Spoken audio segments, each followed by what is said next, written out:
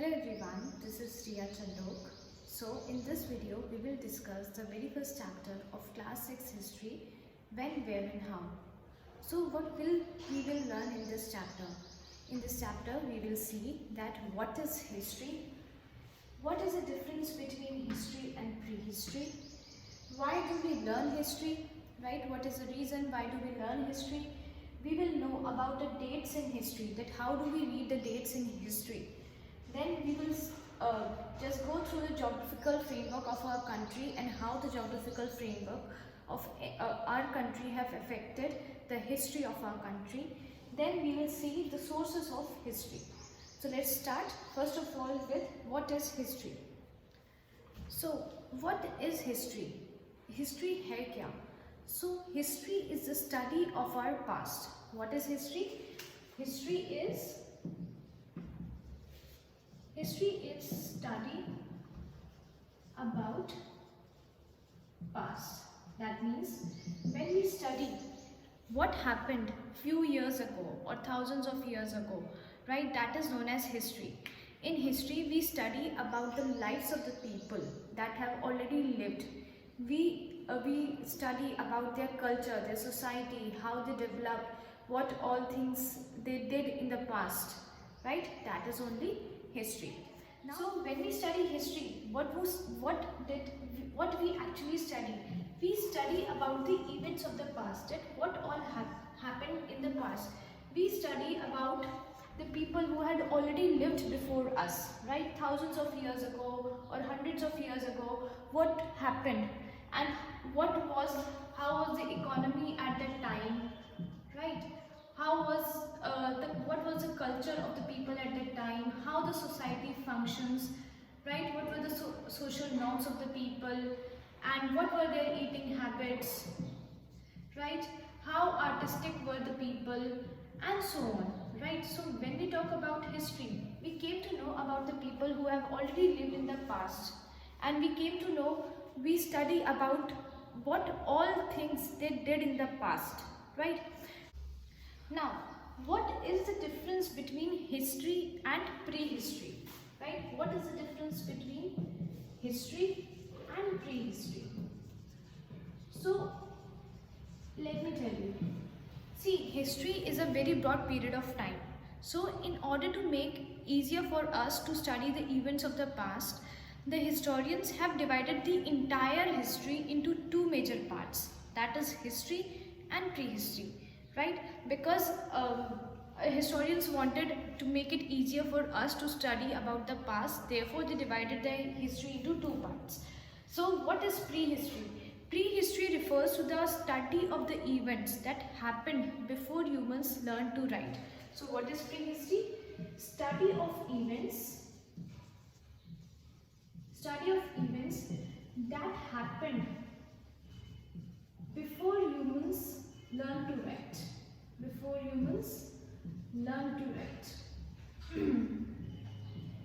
On the other hand, if we talk about the history, what is history? So history refers to the written accounts of events of the past. What is history? It refers to written account of events of the past, right? Now the next question arises that why do we need to learn history? हमें history क्यों पढ़नी चाहिए? Why do we need to learn history? So children, we learn history for a number of reasons, right? We learn history for a number of reasons.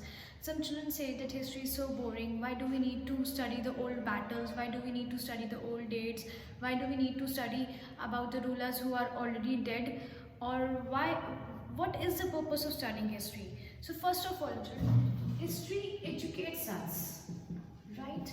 History educates us. How it educates us? Because we learn from our mistakes, right?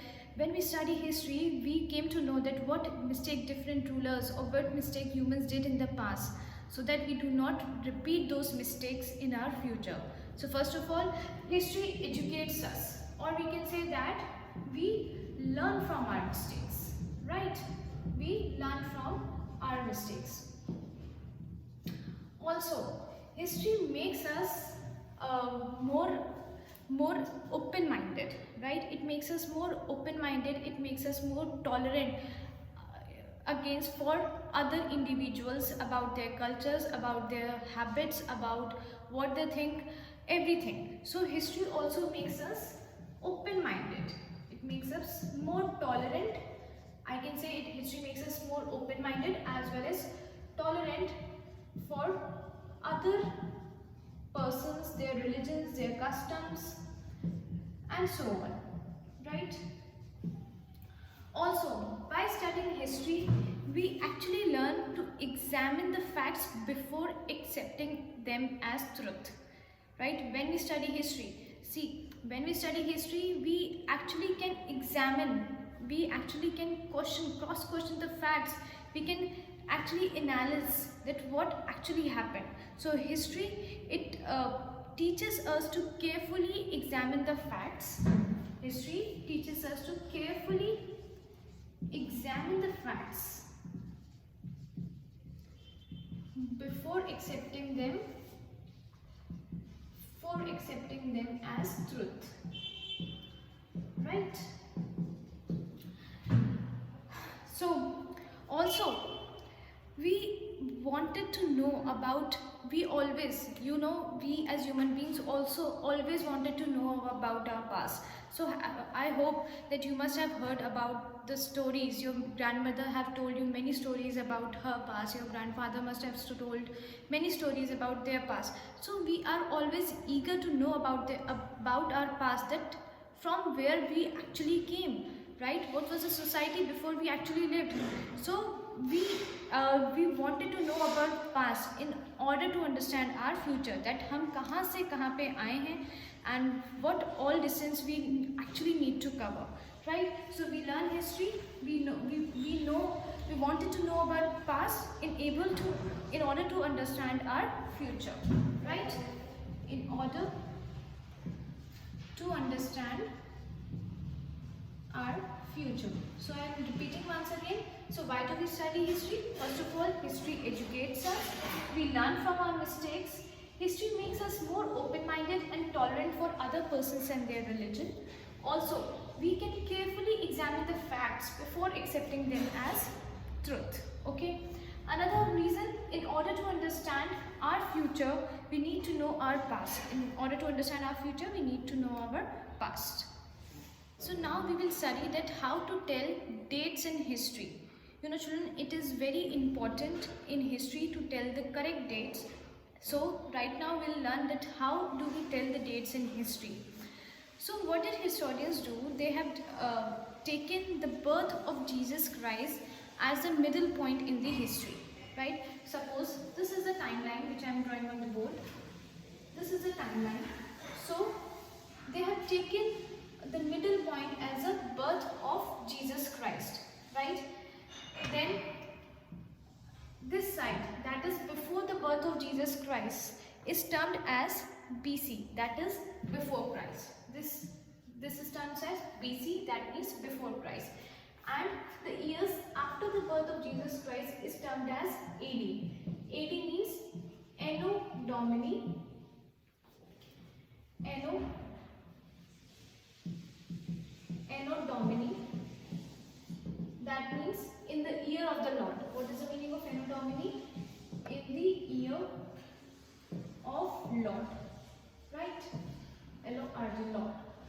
And what is the full form of BC? It means before Christ, right? So we have divided the dates in history, that before the birth of Christ and after the birth of Christ.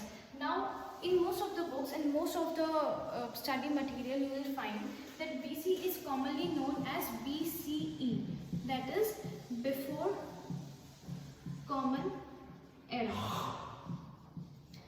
And CE, this 80 is known as CE, that is Common Era.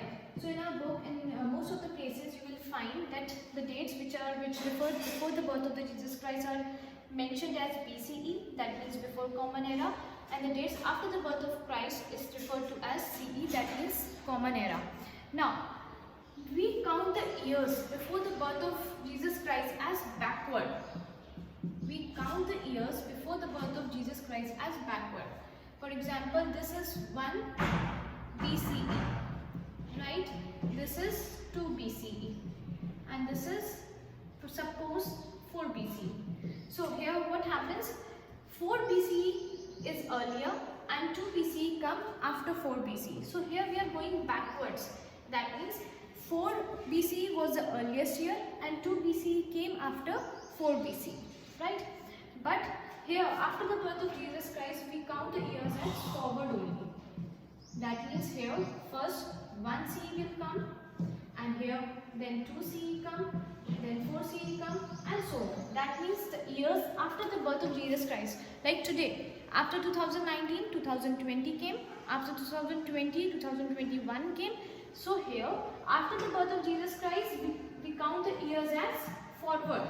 But before the birth of Jesus Christ, we counted the years as backward. That means higher the number, more earlier it was. Smaller the number, more recent it is, right? Also, what did historians do if they were not sure about any dates in history? If they are not sure about any dates in the history, they termed it as Sirsa. They termed it as Sirsa. So they write Sirsa. In short, Sirsa is known as CA. In short, they write it as CA. So if the historians, or like this, CA. So if the historians were not sure about any date in the history, they termed it as Sirsa. So now we will talk about the geographical framework of our country. We'll talk about the geographical framework. So children, the geographical framework. First of all, what is the meaning of geographical framework? That the physical features of the earth are known as the geographical framework. And why do we study the physical feature of the earth in history?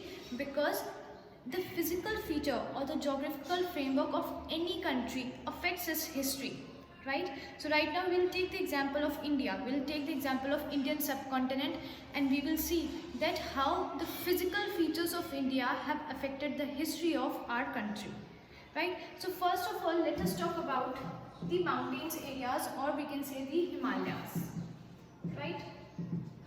So we know that Himalayas are in the northmost part of our country, at the topmost part of the country, and Himalayas have few of the highest peaks in the world. So what did people used to do? You know, Himalayas have mountains, very high mountains that are very difficult to cross. But still, these mountains or these Himalayas have few passes in between them. What are passes? Passes are the natural gaps. So what did various people did, people who used to live in some other country, or those people are known as invaders. So what did people did? They crossed these Himalayas with the help of passes, and they came into India, right? Also, many of the people who came into India through these passes, they were the travelers who wanted to explore, they were the traders who wanted to have good trading relationship, and so on. So thus Himalayas, the Himalayas have helped people for the other travelers and the traders to come into India. Another feature, that is the oceans and the seas. The oceans and seas. So for example, this is India, right? This is the lowermost part of India. We know India is a peninsular country. That means it is surrounded by water on 3 sides. India is surrounded by water on 3 sides. Here it's all oceans and seas, so there is water everywhere. So what happened due to this, because India is being surrounded by water, it has oceans and sea around him, it has helped India to have very good trading relationship with other countries. So India in history, they had very good relationship with Rome, Mesopotamia, Egypt. Mesopotamia is now known as Iraq, right? That time it was known as Mesopotamia. So India had very good relationship with Rome, Iraq, Egypt, some parts of Southeast Asia, and so on. Another physical feature of the earth are the northern plains, right? So All these physical features we have already covered in class 6 geography, so I'm quite sure that you know where are the Himalayas, where are the oceans and the seas, and where are the northern plains. So if we talk about the northern plains, so children, plains are the most populated area, or I can say plains are the most fertile areas which support a good vegetation, right? It support a good amount of vegetation and agriculture. So this feature of the this feature of our country has made the establishment of various kingdoms and empires in the northern plains, like the kingdoms like Mauryas established here, kingdoms like Guptas established here, and they settled their empire in these places, right? Another feature of our country is the Deccan Plateau, right? So what happened? Deccan Plateau is in this side. Here it is, Deccan Plateau. You have in 6th class you have located all these features of India into the map of India. So if we talk about the Deccan Plateau, so Deccan Plateau is surrounded by Satpura and Vindhya ranges. It is surrounded by Satpura and Vindhya ranges. So what happened? These mountain ranges did not allow too many travelers to came into the country, right? It was very difficult to cross all these areas. So we can say that the Deccan Plateau region of our country was comparatively less invaded by the outsiders. So here mostly in the Deccan Plateau region we will mostly found the regional kingdoms of our country, like the Cholas, the Chalukyas, the Rashtrakutas. So here most of the regional kingdoms of our country established, right? Now we'll see that what are the sources for the study of history. Sources for the study of history. So first of all children, what is sources? What are sources? Sources क्या होते हैं? So sources is a place from where we actually got the information. For example, if you read any article in the newspaper, or if you read any article in your book even, right? Some extract of somewhere is given, or if you read any article on internet, the source of that article is given. That means from where they have taken that information. Similarly, for history, how do we came to know about history? What were actually the sources? हमें कैसे पता लगा history के बारे में? Do the people directly told us? They came and told us कि ये हुआ history में? No. So there are few sources with the help of which we actually came to know about history. First of all, archaeology. Archaeology. So what is archaeology? So archaeology is a study of the events that happened before the humans learned to write, right? What is archaeology? Study of the events. Study of events before humans learned to write. That is archaeology. So let me tell you what is actually archaeology. So children, what did historians used to do? Or the people who perform the tasks of archaeology, they are known as archaeologists. So what did archaeologists actually do? See, archaeologists used to go to the places where early human settlements were there, and they used to carefully examine whatever they have found.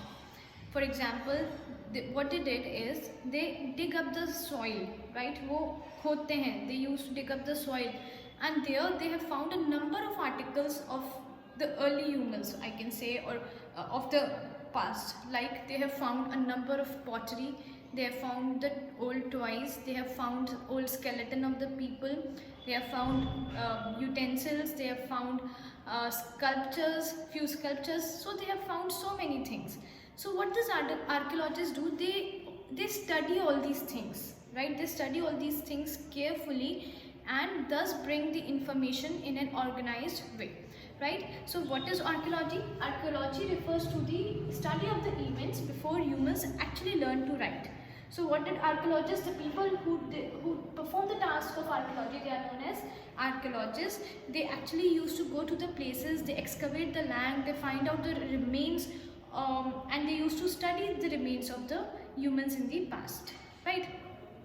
And all the remains of all the human made objects which are found at these sites, they are known as artifacts, right? All the objects which they found while performing their duty, the archaeologists found, they are known as artifacts.